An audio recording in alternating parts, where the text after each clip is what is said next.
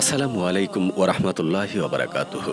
ইতিহাস নিয়ে ইকরা বাংলার আয়োজন হিস্ট্রি অব দ্য ডেতে সবাইকে স্বাগত। আজ আমরা ইতিহাসের পাতার ৯ ফেব্রুয়ারি নিয়ে কিছু জানব। ১৯৫৭ সালের আজকের দিনে মাওলানা ভাসানীর ঐতিহাসিক কাগমারি সম্মেলন অনুষ্ঠিত হয়। ১৯৬৯ সালের এই দিনে প্রথমবারের মতো পরীক্ষামূলক উড্ডয়নে যায় বোয়িং ৭৪৭ বিমান। ১৯৭২ সালের আজকের দিনে বাংলাদেশকে স্বাধীন রাষ্ট্র হিসেবে স্বীকৃতি দেয় কিউবা। ১৯৯৪ সালের এই দিনে নেলসন ম্যান্ডেলা দক্ষিণ আফ্রিকার প্রথম কৃষ্ণাঙ্গ প্রেসিডেন্ট হিসেবে দায়িত্ব গ্রহণ করেন।